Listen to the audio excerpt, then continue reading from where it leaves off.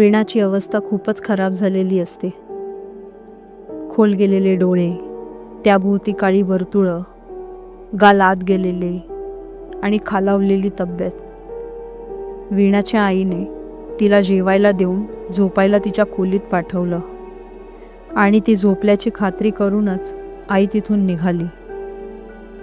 तेवढ्यात वीणाच्या रूमच्या खिडकीबाहेर तिला कोणीतरी उभं असल्याचं दिसतं. वीणाच्या आईला नीट दिसलं नाही म्हणून ती खिडकीजवळ जाऊन पाहू लागते. तिला तोच साधूबाबा दिसला जो मागेही एकदा दिसला होता, पण यावेळेस त्या माणसाचे कपडे मातीने माखलेले आणि खराब झालेले होते. वीणाच्या आईला संशय येतो आणि ती त्या माणसाला हाका मारते, पण तो बाबा खूप शांत चेहरा ठेवून चेहऱ्यावर एक विचित्र हास्य आणून तिथून निघून जातो. वीणाची आई भलतीच घाबरते आणि ठरवते की आज रात्री वीणाला सोडून कुठेही जायचं नाही. मध्यरात्री वीणाला अचानक जाग येते. बाजूला तिची आई तिचा हात धरून बेडवर डोकं ठेवून झोपलेली असते.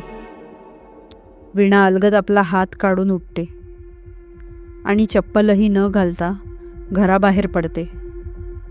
ती बराच वेळ चालत राहते. रस्त्याच्या कडेला फुटपाथवर राहणाऱ्या एका मुलीकडे तिचं लक्ष जातं. साधारण 12 वर्षाची ती मुलगी असावी. वीणा तिला जवळ बोलवते आणि विचारते, एवढ्या रात्री काय करतेस? झोप नाही येत? ती मुलगी नकारार्थी मान डोलावते. वीणा पुढे तिला विचारते, आईस्क्रीम खाणार? ती मुलगी खुश होऊन हो म्हणते. वीणा हात पुढे करते आणि ती मुलगी वीणाचा हात पकडून चालू लागते. वाटेत दुकानं येतात, पण वीणा थांबत नाही. त्या दोघी खूप लांब चालत जातात.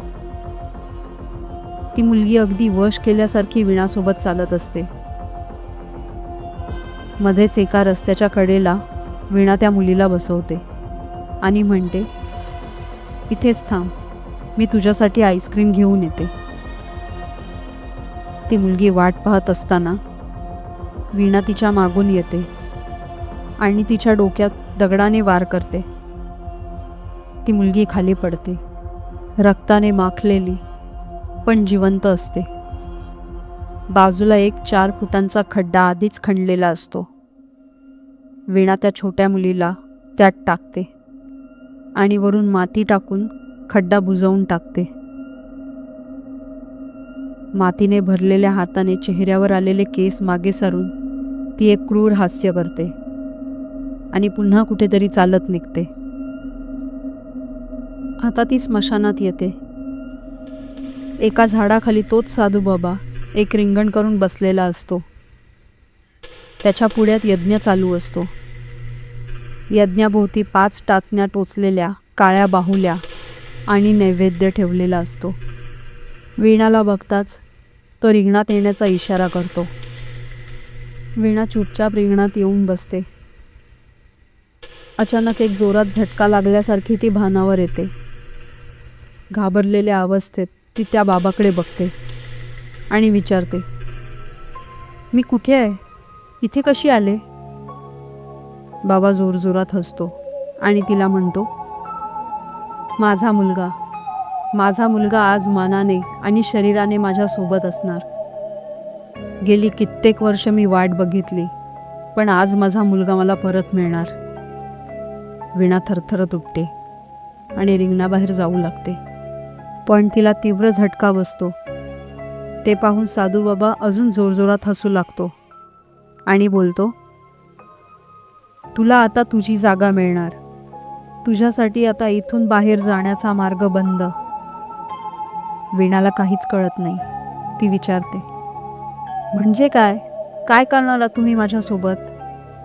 साधूबाबा म्हणतो, 20 वर्षापूर्वीच मी ती पेटी दुकानात ठेवली होती. तुझ्या आधी बऱ्याच जणांनी ती घेतली, पण कोणालाही ती उघडता आली नाही. त्या पेटीवर नजर ठेवण्याचं काम माझं होतं आणि त्यानंतर तर सगळंच बदललं. मी नाही, तूच केलंस. तुझ्या हाताने हे सगळं केलंस. आठव, जेव्हा तू ती पेटी घरी घेऊन आली होतीस तेव्हाच त्या सगळ्याला सुरुवात झाली. वीणा गोंधळून बोलते. म्हणजे? बाबा सांगतो, सगळं सांगतो. तू जी पेटी घरी घेऊन आली होतीस त्यात माझ्या मुलाचा आत्मा कैद होता. त्याच्या एका छोट्या चुकीमुळे त्याला ही शिक्षा झाली होती. जेव्हा तू रक्त लागलेल्या बोटाने ती पेटी उघडलीस तेव्हाच तो बाहेर आला आणि तुझ्याही नकळत तुझ्या आत्म्याचा त्याने ताबा घेतला. पण त्याला शरीर हवं होतं. नियमानुसार जो त्याला बाहेर काढेल त्याचं शरीर तो प्राप्त करू शकणार होता. एवढंच नाही तर तुझं शरीर मिळवण्याआधी 5 बळी देणं गरजेचं होतं, आणि तेही तुझ्याच हातून. आठव, पहिला बळी आकाशासाठी स्वराचा, दुसरा अग्नीसाठी नीरजचा, तिसरा हवेसाठी निशाचा, चौथा पाण्यासाठी राहुलचा आणि 5वा मातीसाठी त्या छोट्या मुलीचा. हे बोलून तो मांत्रिक अकराळ विक्राळ आणि विभस्त्र हसू लागतो. वीणा मध्येच ओरडते. म्हणजे माझ्या मित्रांना मीच मारलं असं म्हणायचं तुला? तो, हो. आठव, तुला सगळं आठवेल. वीणाचं डोकं अचानक ठणकायला लागतं आणि तिला सगळं आठवू लागतं. सगळ्यांचे पॅराशूट चेक केल्यानंतर वीणा स्वराकडे जाते आणि तिच्या पॅराशूटला हलकंसं फाडते. त्यानंतर ज्या दिवशी स्वरा गेली त्याच्या आदल्या रात्री स्वराने नीरजसाठी एक चिठ्ठी लिहिली होती. ही एक गोष्ट फक्त वीणाला माहीत असते. स्वरा वीणाकडे ती चिठ्ठी सोपवताना म्हणाली होती की ही चिठ्ठी तुझ्याकडे ठेव. नीरजच्या वाढदिवसाला मी त्याला देणार आहे. आणि ज्या दिवशी नीरजचा मृत्यू होतो त्याच्या काही वेळ आधी नीरज जेव्हा राहुलची समजूत काढायला जातो तेव्हा वीणा किचनमध्ये जाऊन गॅस चालू करते आणि बेडरूममध्ये केक आणि स्वराची चिठ्ठी दोन्ही एकत्र ठेवते. निशा आणि वीणा शुक्रवारी वर्कशॉपमध्ये काम करत असताना निशाला खूप दम लागतो. ती पंप शोधते पण तिला तो सापडत नाही. वीणा पेटीकडे हात दाखवून बोलते, तो बघ तुझा पंप पेटीत आहे. निशा पेटीत पंप घेण्यासाठी वागते आणि वीणा तिला आत ढकलून वरून झाकण लावून पेटीवर बसते. राहुल कसा मेला हेही तिला आठवतं. राहुल तिला वाचवायला पाण्यात पडतो तेव्हा वीणा त्याला खाली खेचून धरते.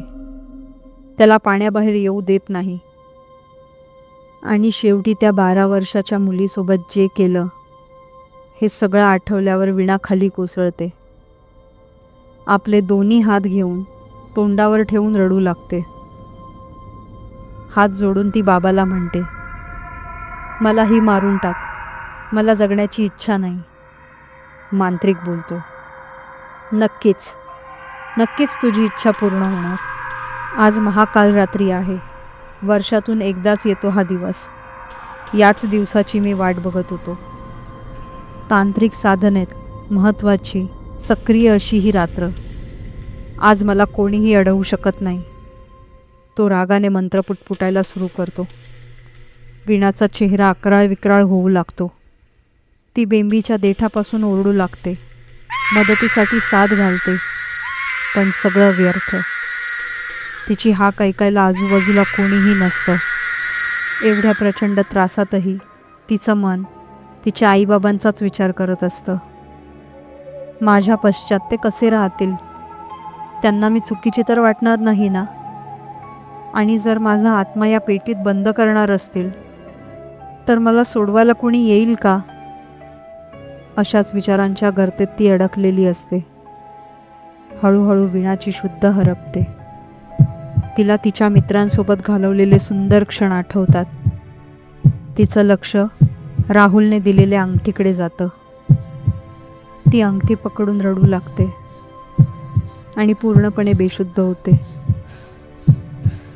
इकडे मांत्रिकाच्या मुलाचा आत्मा वीणाच्या शरीरात प्रवेश करतो आणि वीणाचा आत्मा त्या पेटीत कैद करतो.